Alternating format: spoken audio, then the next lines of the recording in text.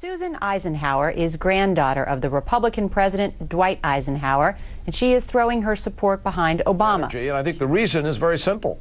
I think people really are looking for a different politics. I think people want real change. And I think Barack Obama, who incidentally was the first person to be really talking significantly about change in this race. Let me ask you, you are a lifelong Republican. What's wrong with the Republican Party? Well, I don't think it's an issue of what's wrong with the Republican Party as much as what's right about Barack Obama. Also, a New York Times CBS poll shows a staggering shift in momentum in favor of both John McCain and Barack Obama. A lot of Democrats are concerned about that as to whether you can win a general election. Again, this is New Hampshire. Who's most likely to win the general election? Again, they say Obama by a margin of 44 to 35. The Democrats, Barack Obama gaining fast. 35% of voters now say he has the best chance of winning compared to just 14% last month. Senator Hillary Clinton, of course, in the news. Senator Hillary Clinton has now lost 8 primaries in a row to Barack Obama. Yeah. 8 in a row. Yeah. Hillary dismissed Obama's success by saying he's only winning states with a huge African-American population like Maine.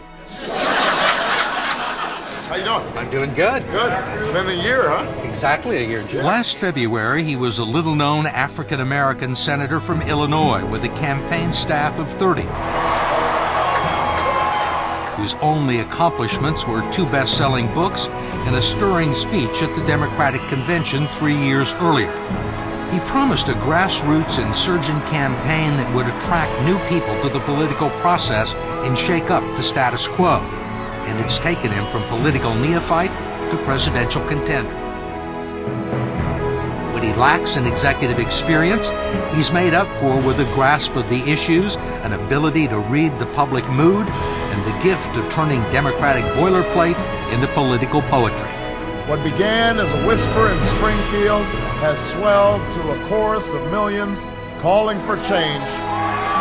It's a chorus that cannot be ignored.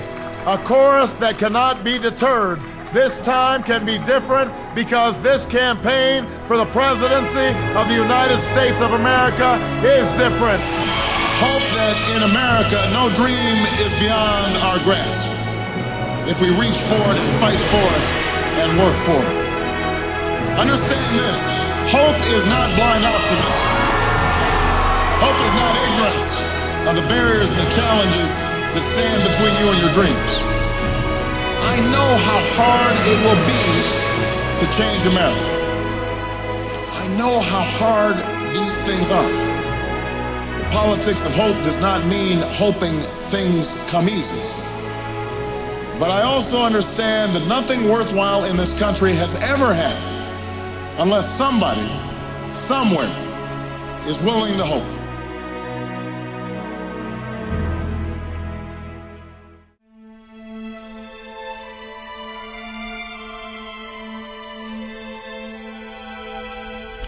Honestly, I think we should just trust our president in every decision that he makes, and we should just support that, you know, and be faithful in what happens. Do you trust this president? Yes, I do.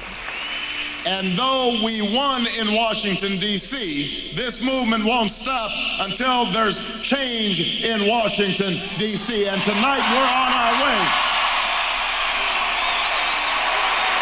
There are 2 schools of thought. One is the big, huge, enthusiastic crowds don't necessarily translate totally into votes. The other is this is really a steam engine that is just getting started. This is a movement that's just getting started. And the more he's at it, the bigger it's going to get. I don't see that. When I am the nominee, I will offer a clear choice. John McCain won't be able to say that I ever supported this war in Iraq because I opposed it from the start.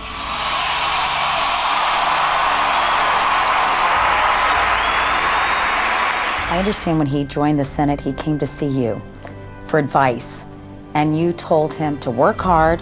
I did. And keep a low profile. I did. He didn't keep a low profile. Not for long. Much. Not for long. If we had chosen a different path, the right path, we could have finished the job in Afghanistan and put more resources into the fight against bin Laden And instead of spending hundreds of billions of dollars in Baghdad, we could have put that money into our schools and our hospitals, rebuilding our roads and our bridges. And that's what the American people need us to do right now.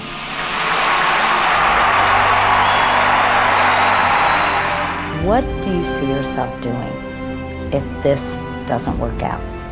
Well, I'll be a senator from New York, which is a great job. You know, I love New York. So you'd be fine with that? Absolutely. You know, I have a very clear sense that this is going to work out the way it's supposed to work out. And I'm happy with that. Maybe it's because I'm a little older, I'm not so, you know, panting and anxious and all of that. And I have a blessed life, so whatever happens, I will be fine. We have given young people a reason to believe, and we have brought the young at heart back to the polls who want to believe again. And that's why we need to do more than end the war. We need to end the mindset that got us into war.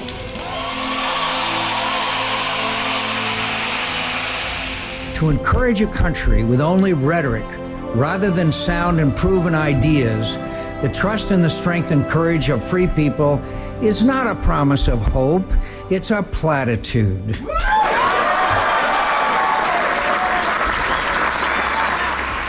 It's a game where Democrats and Republicans fail to come together year after year after year, while another mother goes without health care for a sick child. We have to put an end to the divisions and distractions in Washington so that we can unite this nation around a common purpose, around a higher purpose. It's a game where the only way for Democrats to look tough on national security is by talking and acting and voting like Bush-McCain Republicans, while our troops are sent to fight tour after tour of duty in a war that should have never been authorized and should have never been waged.